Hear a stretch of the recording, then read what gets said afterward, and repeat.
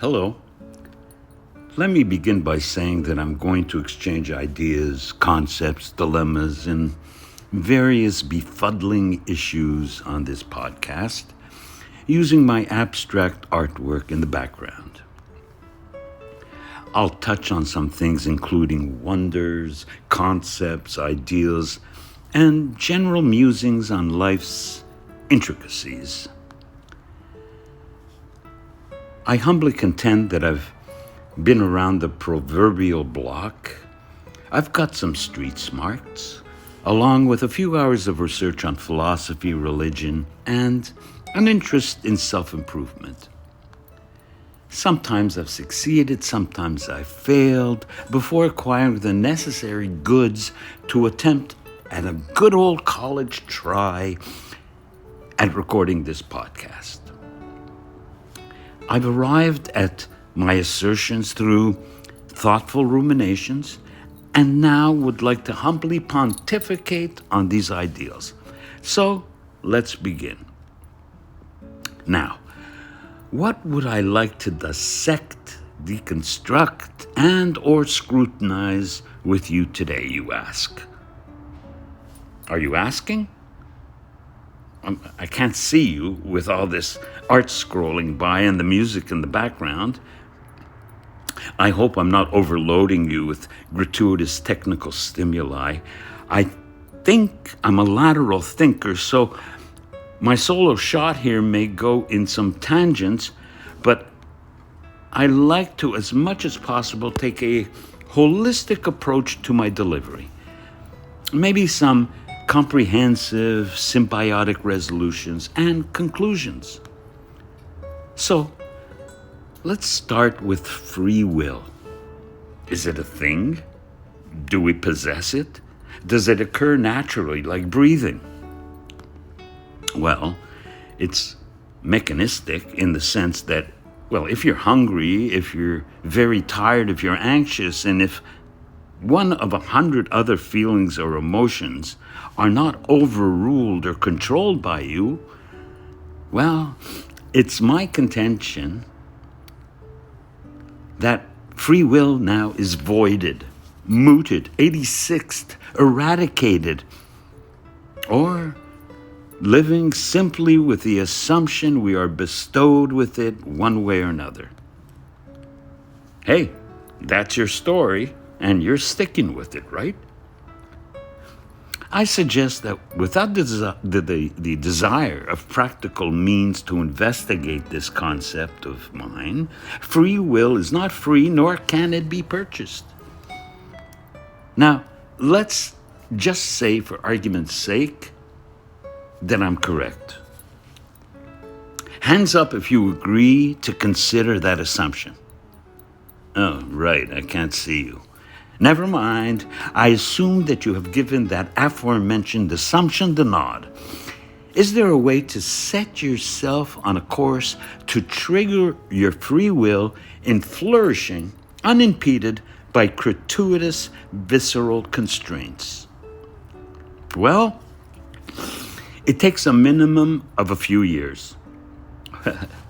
Well, if you've stayed this long listening to me, thank you, but I'm assuming that for some, once you've heard that, it'll consume that length of time. Many of you will change the channel. You just don't have the length of time to invest. I can't give you a gift-wrapped solution with a bow on top, a quick fix, because it doesn't take a few years. It takes maybe a few years or many, many years, depending on your level of impatience and the threshold of your mental laziness.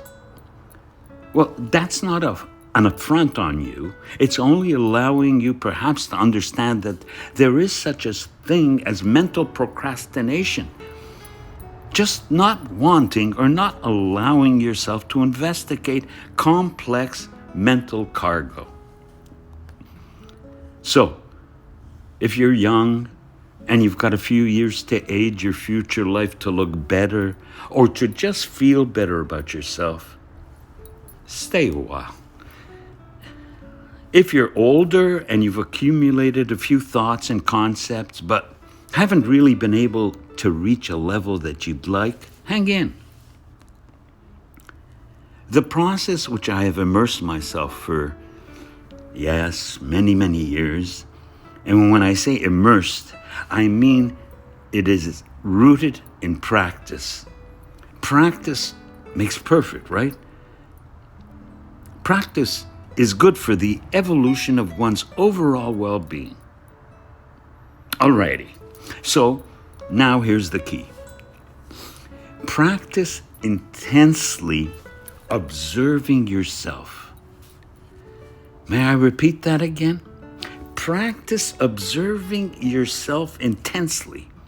Watch your actions carefully, along with the consequences of these actions.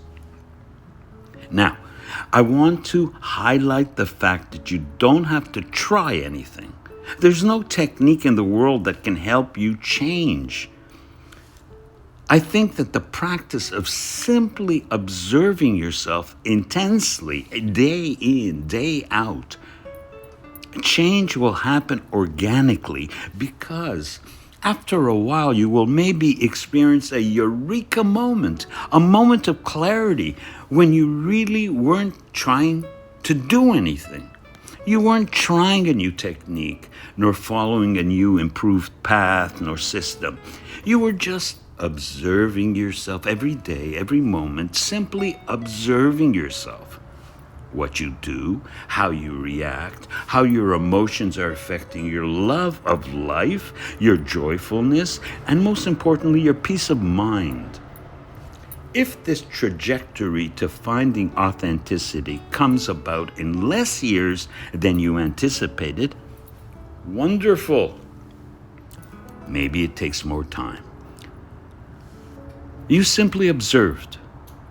It's as if you have recognized and itemized a few toxicities that might have not been able to sanitize and to later heal these emotional wounds from your past. To take random examples, you'll simply observe your greed, your jealousy, your anger, and well, you named them. Actually, you own them. You are ready to apply the second part of the equation if you've observed yourself enough that it has become a daily and momentary activity. I hate to use the word habit, but it is a way of convincing yourself that it is healthy and to push yourself into repeating that function. The challenge of trying to quiet the mind, eliminating the chatter going on in your head. Everybody has claimed it and reinforced its validity. It is the essence of self-improvement. It's, of course, to live in the moment. Yes, they all say it. The gurus, the Greek philosophers, pick a master. Everybody that has any important thing to say has announced it, from high atop a mountain to YouTube. Now, that is easier said than done, of course, but to live the moment means you have to recognize the moment with a quiet mind, which is non-judgmental, and commit to profound observation. Now, we're going to get to the second part of observing, but the first part is to find yourself in its throes habitually. If you are less mentally lazy, if you're less of a procrastinator, you will commit to that brain's functionality and begin to feel its importance and to continuously try to merely observe your emotional baggage, whether they are toxic or not, whether these emotions like jealousy or anger or hate or avarice or anything which is detrimental. You want to observe yourself as you do it, as you think it, as you feel it, whether it's about another person, an inanimate object, a possession, or anything born out of a certain kind of conditioning or a certain modality that you have developed and have not been able to eradicate from your repertoire. Don't try to change it. Just observe it. More observation the more chance of it flushing itself out of your system, because in observation, you will sense its inadequacies. You will feel it. You will start to understand it. You will understand its destructiveness, and it'll be flushed out without trying. The more you observe it, the more closer you get to the finished product, which is the clear and quiet mind absorbing things easier and easier. So let's say for some, it takes a few weeks to reveal itself, others a few years, and for a group of you, a few decades of this kind of continually attempting at seriousness, a seriousness of this exercise in observation. Now, once you've started to understand the building blocks of your conditioning and phobias, which is sometimes referred to as your inner demons, you've done battle in a sense. You've looked at them. You've sensed their impact on your holistic self, and they are now being flushed. Let's put that aside. Let's say that has been achieved. Now let's say you're ready for the second part of the equation. What's the second part? Observing the other without judgment and intensely. Some people call that active listening or serious listening, because in this listening and in this tête-à-tête repartee, you are listening with a quiet mind, which is without judgment, without the chatter, without conjuring up preconceived ideas or attacks towards you or the other, without waiting for a space where you can enter with a contrarian idea. Now, I'm not saying contrarian ideas are bad, because sometimes it's important to counterbalance the ideals of the other person. I'm just saying, don't have that in mind as a strategy. Let it come naturally. So eventually there appears a functioning, quiet mind, a mind that can absorb, because you're not thinking of options, devising replies or reactions prematurely. Now, you are reaching authenticity, leading to the actualization of free will, because you've lost or you've flushed out a lot of your conditioning, and you've lost a lot of your setup ideals in the development of your character as your individuality, as opposed to the persona which you've created. So, now you're unencumbered by your baggage as much as possible, and you can go forth and thrive in the moment, thrive in the experience. And in the future episodes in which I'm going to deliver different subject matter, different things to discuss. Now, I confess, it's always going to come down to the same thing at the end of this deconstruction of content, subject matter, or issues. It's invariably going to come down in the end to, if you have mastered the observational modalities and have achieved them, the complexities of the subject matter discussed can be resolved much more easily.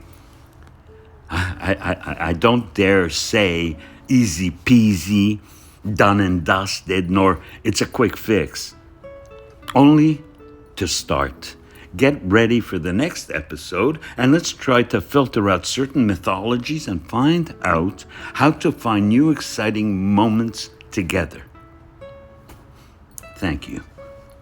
See you then.